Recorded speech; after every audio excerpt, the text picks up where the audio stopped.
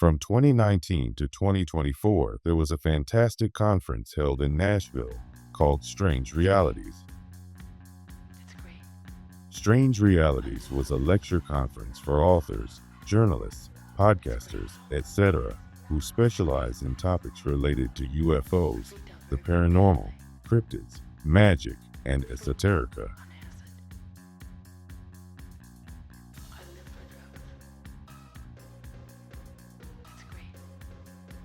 It was curated by the hosts of the podcast, Conspiranormal, Adam Sane, and Serfiel Stevenson. Past presenters have included paranormal heavies Soraya Askin, Tim Renner, and John Tenney, as well as UFO researchers Micah Hanks, Greg Bishop, and Aaron Goulias. Here's a brief sampling of 2024's presentations. If people remember my talk from 2021, we're going to have some fun now. We're going to talk about UFO sightings on classic sitcoms. Lady UFO buckos, prepare for a close encounter, which is awesome.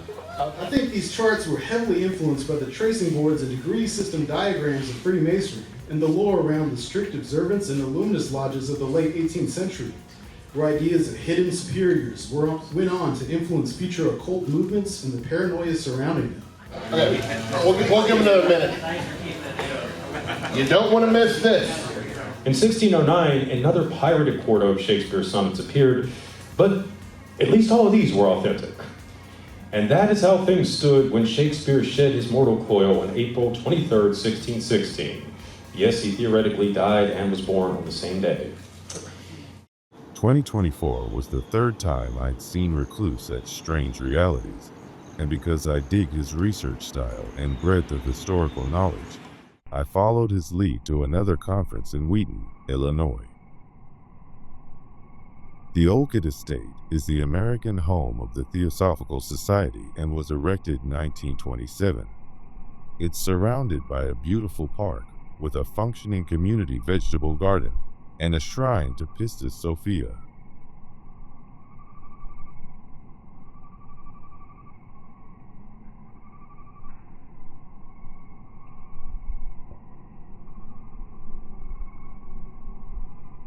I left an offering of sodalite, a piece that I'd received at a prior Strange Realities con, from tarot reader Kiki Dombrowski. The building is gorgeous inside and out. The lectures were fascinating. Topics range from Gnosticism in architecture, to worship and working with the goddess Hecate, to simulation theory and the prisons of illusion.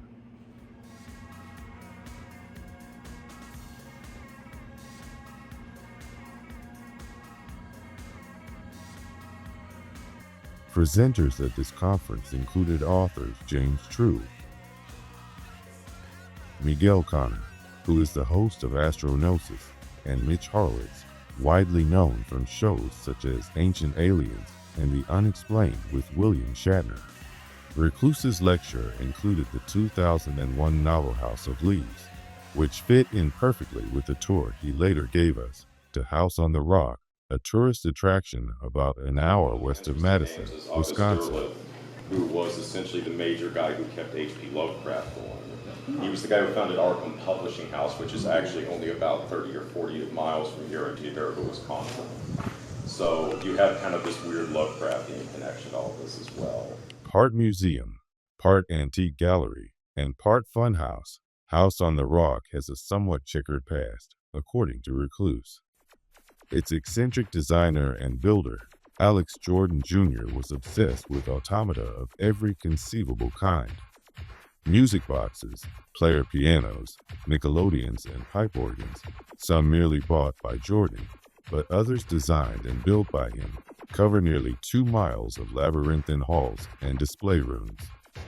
Jordan was quite possibly the first hoarder of estate sale auctions to ever exist, certainly the largest collector of such items.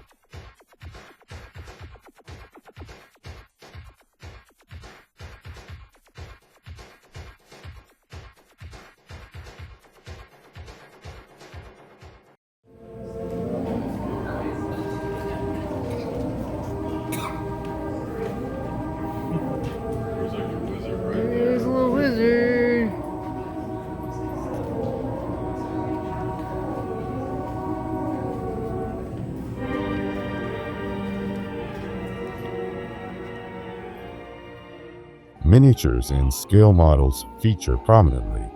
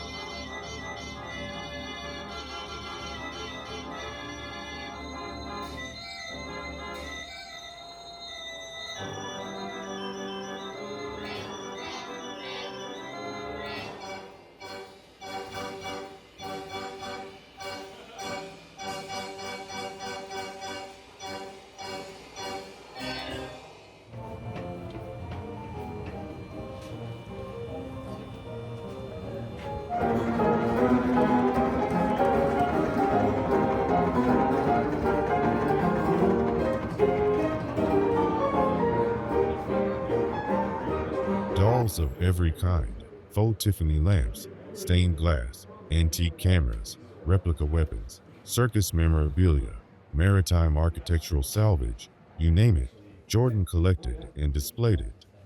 All in a fantastical, maze-like environment with stairs and ramps and a cacophony of music overlapping it. It's disorienting, to say the least.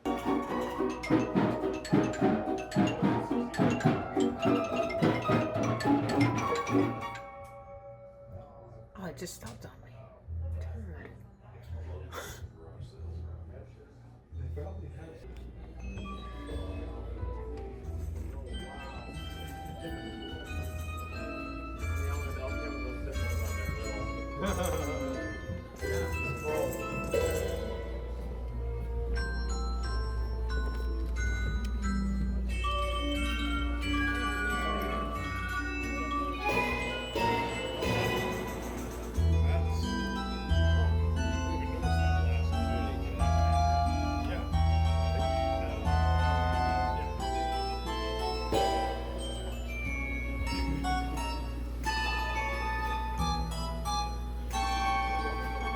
Wait a minute.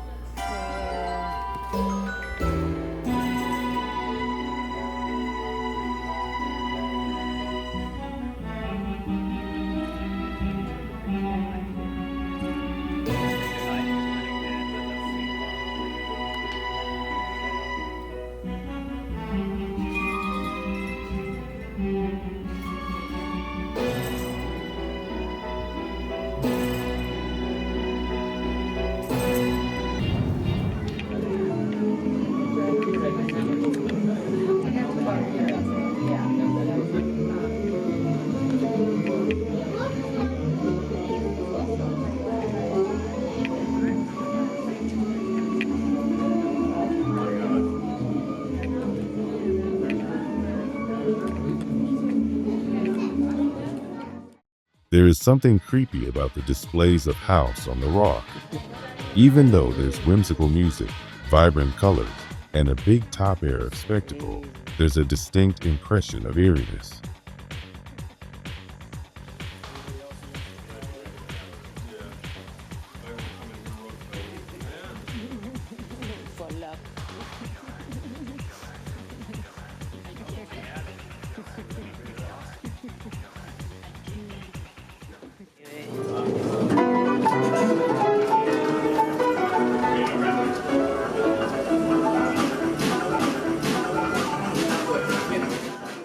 You probably wouldn't want to be locked in there alone at night.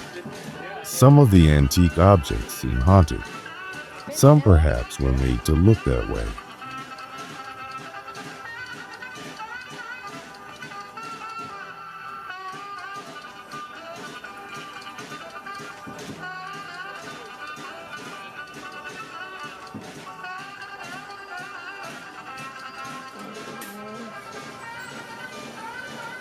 At one point during the tour, I saw a young family with 2 toddler children. I overheard one of the kids say, "I don't like it here. Everything seems alive."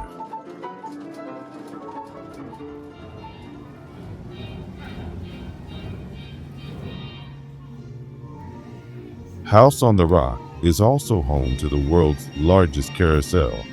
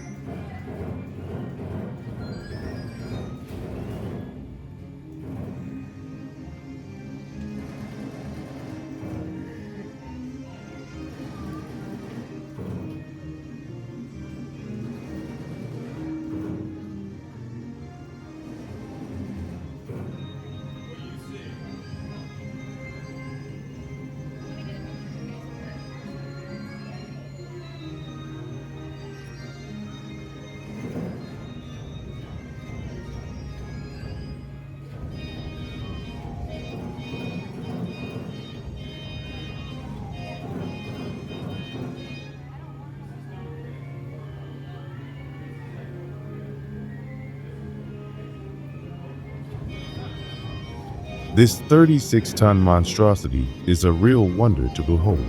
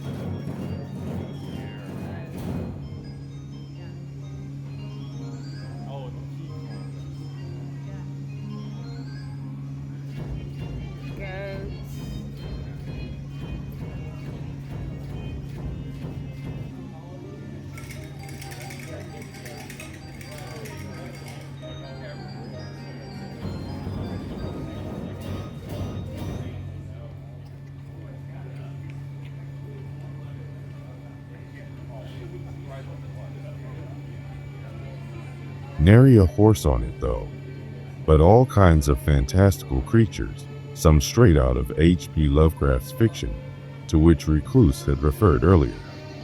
Our whole tour group was gobsmacked, and we barely had time to digest it before we had to rush off to another tour just a few minutes down the road. This will be covered in the next episode, so keep tuning in.